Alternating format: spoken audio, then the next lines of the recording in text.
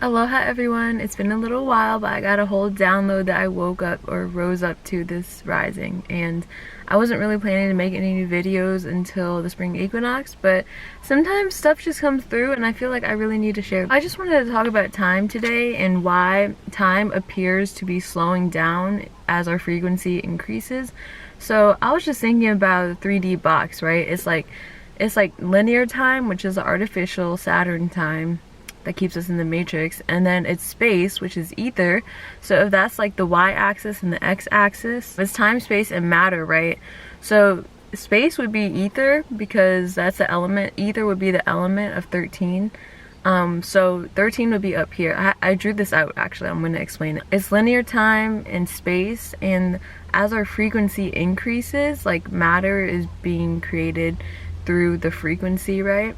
And we're moving towards 13 up here. It's actually the Pluto return cycle that's being completed that ties this all together. So right now we are approaching a major gate, which is on February 22nd, 2022.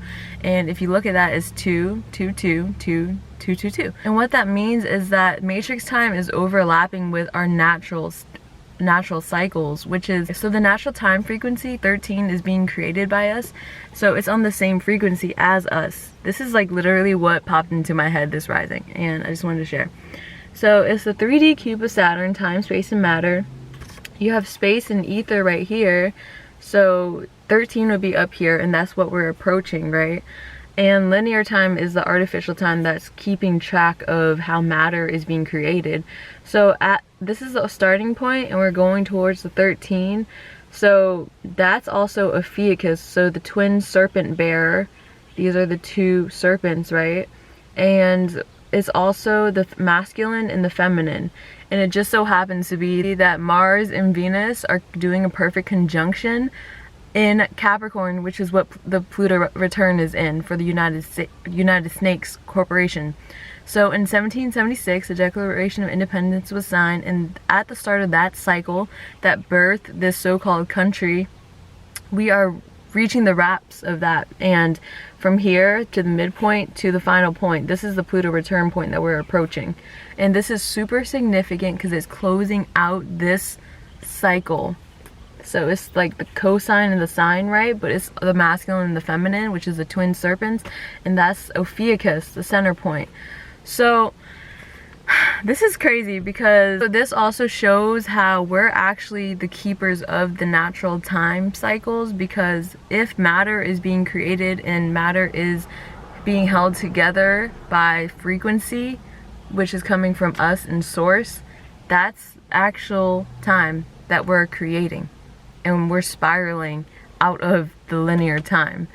So time appears to be slowing down because as we increase in frequency, you can literally do a million things in a day compared to where you were before.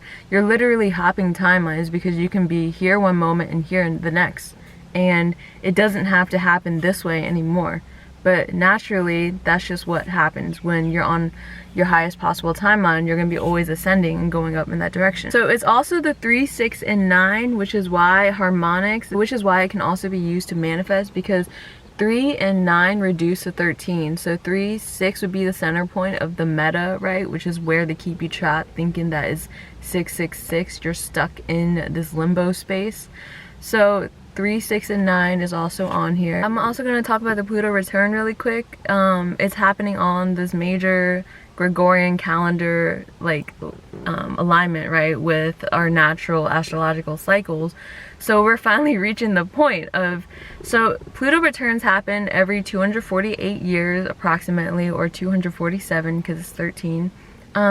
It's the farthest out planet, right, and it controls death, rebirth, major destruction that needs to happen. It's the snake shedding its skin and never going back to what it was before.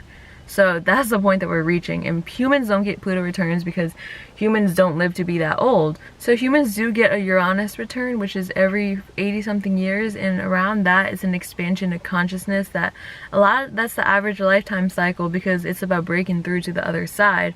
So for us, we haven't gotten past the new consciousness that's coming in right now that we have to move up out of into.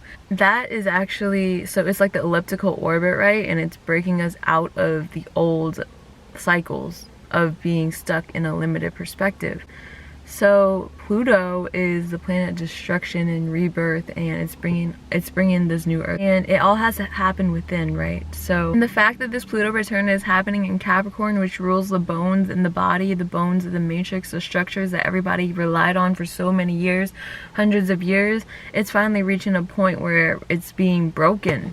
The bones in the body of the matrix is being broken, and we have to move into the Aquarian ideal now, because Mercury just moved back into Aquarius. Saturn, which is the keeper of time, is in Aquarius. So we're ascending into a different time where you can literally be at multiple places at once. That's the Aquarius energy. It's like the overseer of... And Aquarius is very close to Ophiuchus, right? Because Aquarius is the water bear, and Ophiuchus is this twin serpent bear. So the twin serpents in the water, those are like two key elements, which is the kundalini and the plasma water in your body that's doing the upgrades from the photonic light from the sun. So it's a whole cosmic upgrade, and there's nothing they can do to stop it, because that's just the cycles that we're operating within and without. So Pluto return is going to be a major portal that's opening. I just want to say that astrology isn't predicting the future. It's not saying this is the date where all the shit hits the fan and this is the date where the great solar flash is going to happen, because I don't think anybody can predict the date, and it's really up to us as a collective, because it's changing all the time, and that's what the Aquarian age is about.